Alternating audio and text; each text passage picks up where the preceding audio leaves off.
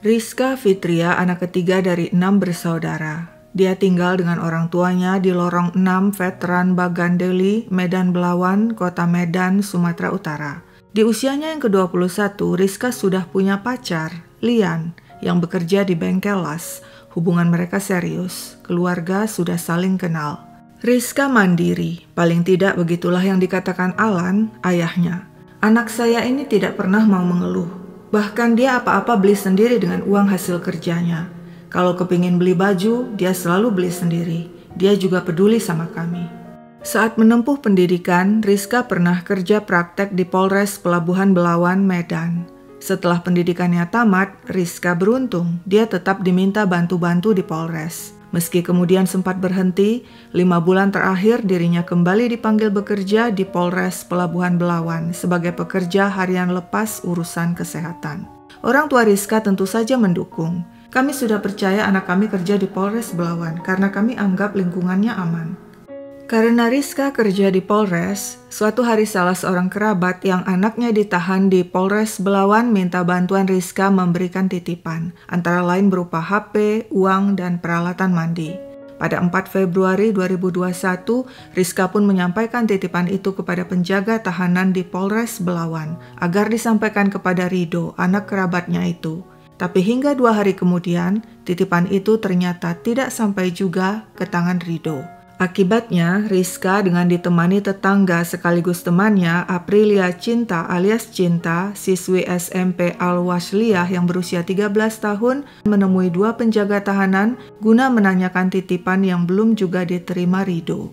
Saat itu, petugas meminta nomor HP Rizka dan berjanji akan membantu melacak titipan itu. Seminggu kemudian pada Sabtu pagi 20 Februari 2021, seperti biasa Rizka berangkat kerja ke Polres. Namun kali ini dia pulang lebih awal sebab di rumahnya ada acara makan-makan dalam rangka pernikahan seorang sepupu. Pukul 4:30 Rizka pamit pada ibunya. "Mak, aku mau pergi beli kertas kado." Ibunya menjawab, "Jangan lama-lama ya, Mama nggak ada yang bantuin di sini." Saat pergi, Rizka yang mengenakan jilbab mengajak Cinta yang berpakaian motif macan tutul untuk ikut menemani. Beberapa jam berlalu, Rizka dan Cinta tidak pulang juga. Keluarga menghubungi HP Rizka tapi tidak ada jawaban. Mereka mencari kemana-mana, bahkan mengunggah pengumuman tentang orang hilang di medsos. Hingga 2 hari kemudian, pada Senin 22 Februari, ada berita seorang sopir menemukan jasad perempuan di dekat pohon mahoni di pinggir jalan Pasiran, Simpang 3 Pekan, Perbaungan. Jasad memakai jilbab dan celana panjang. Pada hari yang sama di lokasi berbeda, yakni di pinggir Jalan Budi Kemasyarakatan Pulau Brayan, petugas kebersihan menemukan jasad lainnya, juga seorang perempuan dengan pakaian motif macan tutul. Berita penemuan jasad segera tersebar dan didengar keluarga Rizka dan Cinta. Saat datang melihat jasad, betapa terguncang keluarga melihat Rizka dan Cinta tewas dengan cara yang sangat mengenaskan. Berdasarkan hasil visum, Rizka dan Cinta mati lemas akibat pembekapan disertai pencekikan. Sebelum tewas, Cinta juga diperkos. Keduanya tewas dengan cara yang tidak wajar, dibunuh. Siapa pelakunya? Penyidik memulai investigasi. Rizka diketahui merupakan pegawai harian lepas di Polres Pelabuhan Belawan, sedangkan Cinta adalah tetangga sekaligus teman Rizka. Menurut informasi, pada 13 Februari 2021, Rizka dan Cinta menemui petugas penjaga tahanan di Polres Belawan sehubungan dengan urusan titipan untuk kerabat Rizka yang ditahan. Saat itu, dia menemui 2 petugas yakni Ronald dan Ajun Inspektur Polisi 2 atau Aibda Roni. Penyidik mendapat informasi seminggu setelah pertemuan Rizka dengan petugas penjaga tahanan pada Sabtu 20 Februari, ada yang melihat Rizka dan Cinta menaiki mobil Aibda Roni yang menunggu di depan Polres. Tampaknya Aibda Roni lah orang terakhir bersama Rizka dan Cinta. Penyidik pun menginterogasi Roni. Pria itu akhirnya mengaku dia sakit hati pada Rizka. Sewaktu bertemu di Polres, menurut Aibda Roni, dia larang Rizka menyampaikan titipan pada kerabatnya yang sedang ditahan karena jam kunjung sudah berakhir. Tapi Rizka tidak terima hingga pecah cekcok. Esoknya, Roni mengajak Rizka bertemu untuk menyelesaikan masalah. Rizka pun datang dengan ditemani Cinta. Bersama mereka pergi dengan mobil milik Aibda Roni menuju hotel untuk bicara. Nah, di hotel kembali pecah pertengkaran yang berujung Roni membunuh kedua gadis itu. Benarkah pengakuan Aibda Roni? Bohong, sebab penyidikan lebih lanjut menunjukkan pembunuhan tidak ada hubungannya dengan sakit hati. Pembunuhan terjadi karena ada hubungannya dengan nafsu syahwat Roni yang begitu menggebu dan sadis. Begini ceritanya. Aibda Roni mengatakan semuanya berawal pada Sabtu sore, 13 Februari 2021, Rizka dan Cinta mendatangi penjaga tahanan di Polres Pelabuhan Belawan. Kebetulan saat itu Aibda Roni dan rekannya Ronald yang sedang tugas piket. Begitu melihat sosok Rizka, Roni langsung kepincut. Dia bertanya pada Ronald, "Siapa dia?" Ronald mengatakan Rizka pegawai harian lepas di Polres. Saat itu Rizka menyampaikan pengaduan. "Saya ada titip barang ke petugas untuk disampaikan kepada Rido, saudara saya yang sedang ditahan. Kenapa dia belum juga menerima titipan itu sampai sekarang, Pak?" "Apa barang titipannya?" tanya Aibda Roni. "Uang, HP, sabun, odol, sikat gigi, kaos kaki. Saya titip ke seorang polisi. Saya nggak tahu namanya, orangnya kecil," jawab Rizka yang minta bantuan Aibda Roni melacak keberadaan barang itu. Roni pun minta nomor HP Rizka agar nanti bisa dihubungi. Setelah itu Rizka dan Cinta pulang. Sejak itu Aibda Roni tidak bisa melupakan Rizka. Dia suka sekali dengan gadis itu. Nafsunya menggebu membayangkan sosok Rizka. Apalagi Ronald bilang padanya, "Bang, cewek itu bisa dipakai." Pukul 7:30 malam, Aibda Roni yang tak kuat lagi menahan nafsu untuk meniduri Rizka langsung menghubungi HP gadis itu dan mengajaknya bertemu. Alasannya untuk membicarakan barang titipan Rizka. Namun Rizka menolak dengan alasan dia sudah ada janji dengan orang lain. Hari demi hari berlalu. Aibda Roni tetap tidak bisa melupakan Rizka. Nafsunya semakin membara. Dia ingin secepatnya berhubungan intim dengan Rizka.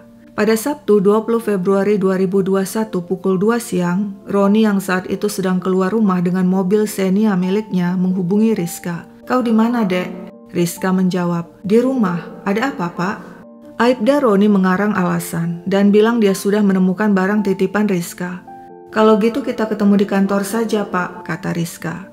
Roni mengiyakan lalu mengarahkan mobil menuju Polres Pelabuhan Belawan. Di atas dashboard mobil sudah tersedia borgol dan lakban. Setiba di Polres, Roni melihat Rizka sudah menunggu di depan Polres bersama temannya Cinta. "Ayo naik," kata Roni sambil melambaikan tangan dari dalam mobil. Rizka bingung. "Memangnya mau kemana, Pak?" Roni berbohong. "Mau ngambil titipanmu itu, HP dan uang." Rizka dan Cinta menurut lalu naik ke mobil. Keduanya duduk di bangku di belakang sopir. Aibda Roni bersikap ramah. Malah dia sempat berselfie dengan Rizka dan Cinta dengan posisi dirinya di belakang kemudi, sedangkan Rizka dan Cinta duduk di bangku belakang. Di tengah perjalanan di jalan tol Belawan, Roni bilang ke Rizka, "Kau pindah aja ke depan, Dek, biar enak kita ngomong." Rizka menurut. Sekeluar pintu tol, Roni terus mengemudikan mobil menuju Jalan Haji Anif. Tak jauh dari sebuah hotel, dia hentikan mobil. Roni mengatakan pada Rizka, "Uang dan HP nanti sajalah kita ambil." Rizka tampak keberatan. "Jangan gitulah, Pak." Saat itu Aibda Roni yang sudah sangat bernafsu nekat menarik tangan Rizka yang duduk di sampingnya. Rizka kaget. "Apa-apaan ini, Pak?" "Diam aja kau, Dek. Pokoknya nanti aku bantu urus perkaramu itu." Rizka yang marah menjawab keras, "Kalau gitu nggak usah aja diurus." Aibda Roni tidak menggubris, nafsunya sudah di ubun-ubun. Dia memeluk Rizka dan meremas dada gadis itu. Rizka menjerit dan memberontak. Cinta yang duduk di belakang ikut membantu hingga Roni marah lantas memukul leher remaja itu hingga kepalanya membentur kursi mobil. "Diam aja kau."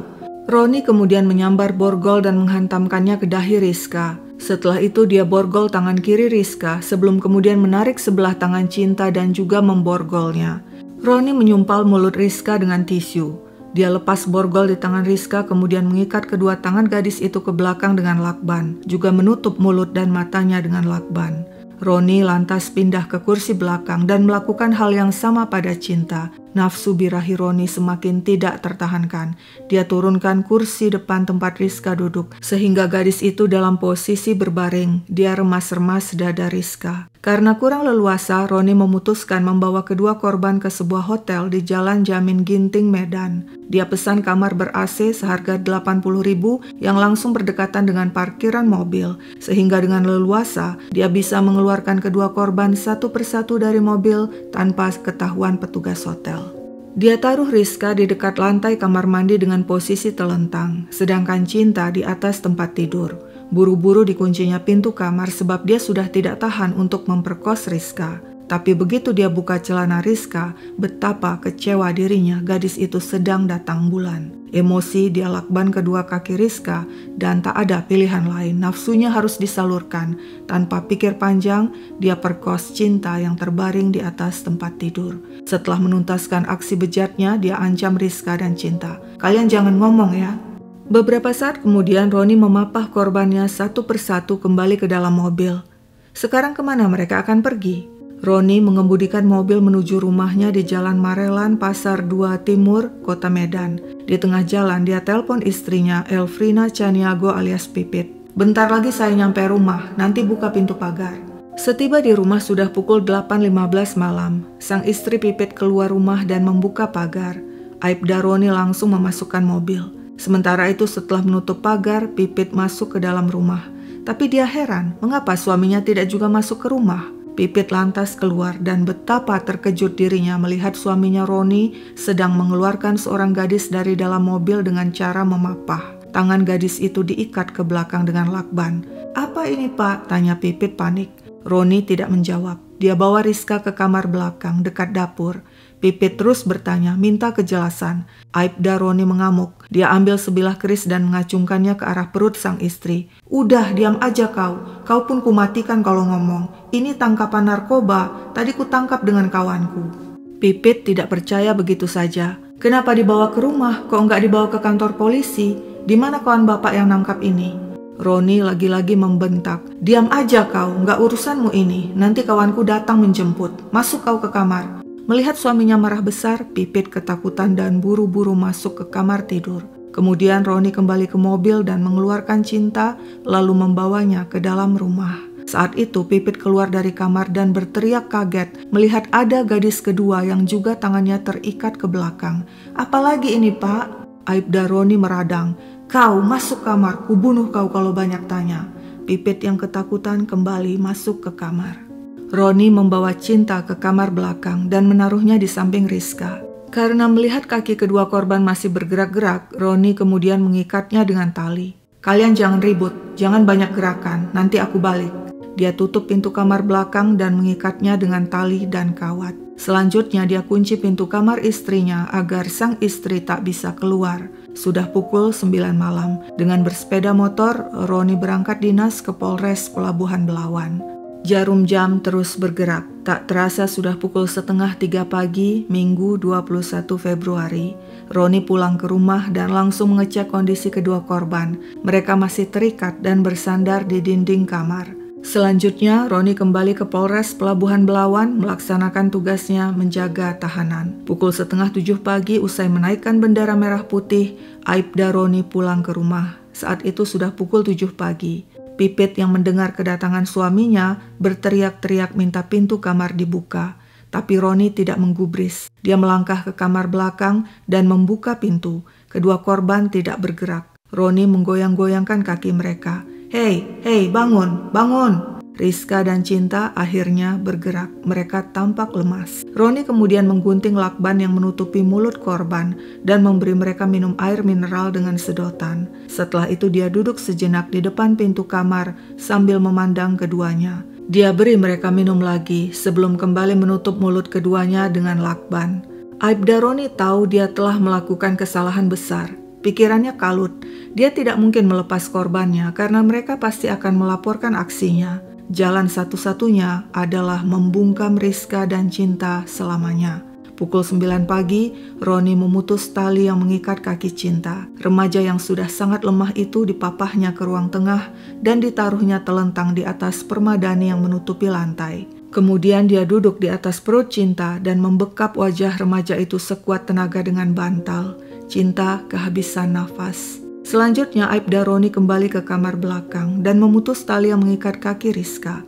Dia dorong Rizka hingga telentang di lantai, lalu didudukinya perut gadis itu dan membekap wajahnya dengan bantal hingga Rizka tewas. Kemudian dia seret jasad Rizka dan menyatukannya dengan jasad Cinta di ruang tengah. Sekarang dia harus buang kedua jasad. Roni bergegas membuka pagar dan memutar mobil hingga kepala mobil menghadap ke depan.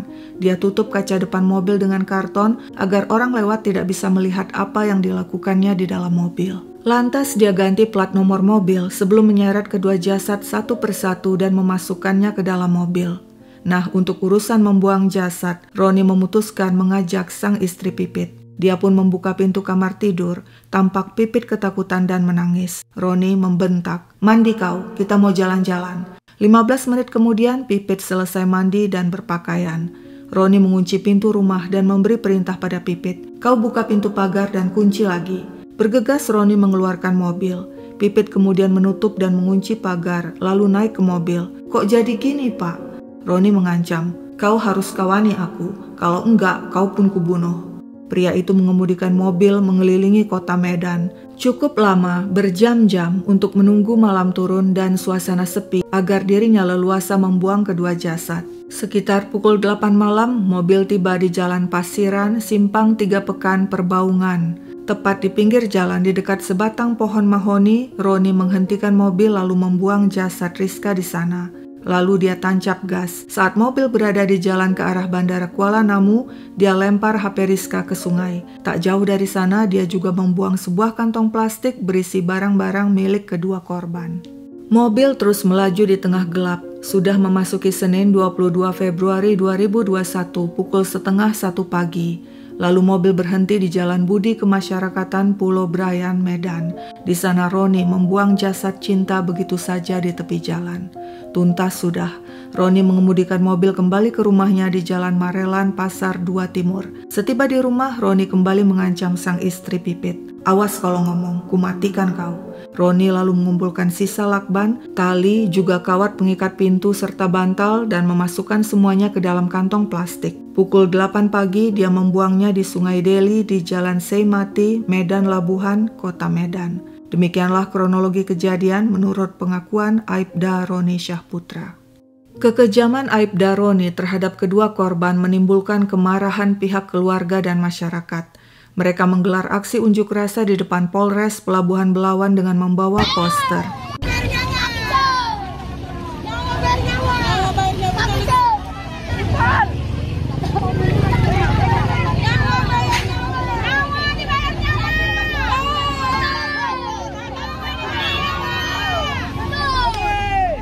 Pihak keluarga Rizka dan Cinta minta Aibda Roni dihukum mati. Akankah keinginan mereka terwujud?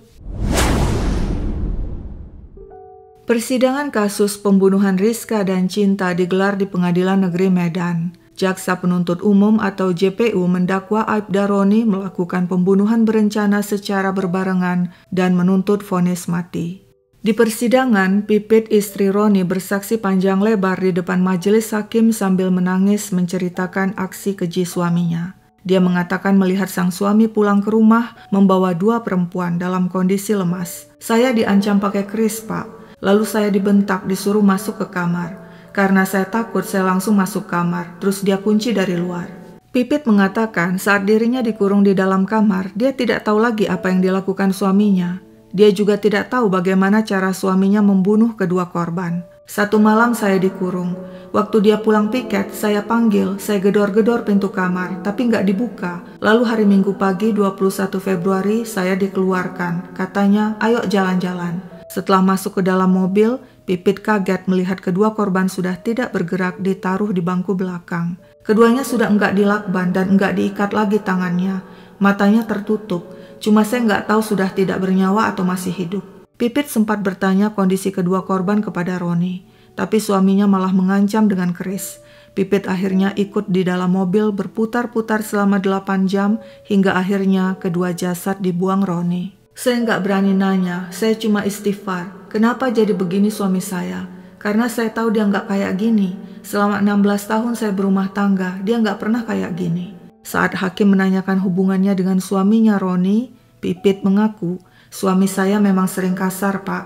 Tapi sama saya saja, kalau ke anak nggak kasar. Di persidangan, Ronald, rekan Aibda Roni yang sama-sama bertugas menjaga tahanan, membantah perkataan Roni yang mengatakan dirinya bilang Rizka cewek yang bisa dipakai. Tampaknya Roni memang sengaja menggambarkan Rizka sebagai cewek tidak benar. Padahal keterangannya itu janggal, sebab saat diajak bertemu, Rizka minta bertemu di Polres dan tidak mau bertemu berduaan, serta mengajak temannya Cinta untuk menemani.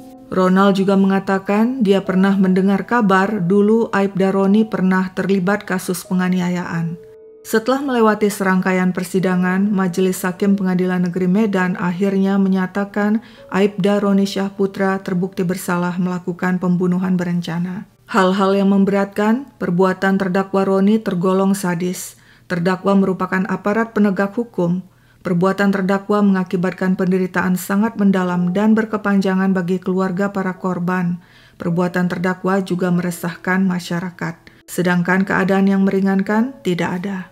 Majelis Hakim Pengadilan Negeri Medan menjatuhkan vonis mati dan memecat Roni Syahputra dari kepolisian. Roni tidak terima dan mengajukan banding, namun ditolak Pengadilan Tinggi Medan.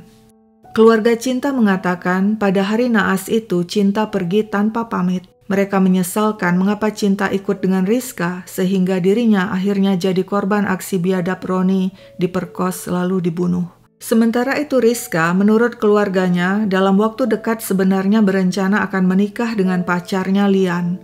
Namun semua rencana pupus sudah. Rizka seolah memberi pertanda tentang kepergiannya. Sehari sebelum kematiannya, pada 19 Februari 2021, Rizka mengunggah foto dengan keterangan sedih di akun Facebook miliknya. Jika Allah mengambil sesuatu yang tidak pernah kau sangka, itu artinya Dia akan memberimu sesuatu yang tak pernah kau bayangkan. Kamu akan baik-baik saja selama kamu percaya pada ketetapan Allah.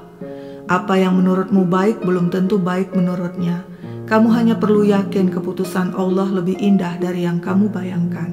Tetaplah berpikir positif dan perlu ingat bahwa tidak semua kado yang indah dibungkus oleh sampul yang manis. Rest in peace. Sekian dulu ceritaku, sampai jumpa kapan-kapan.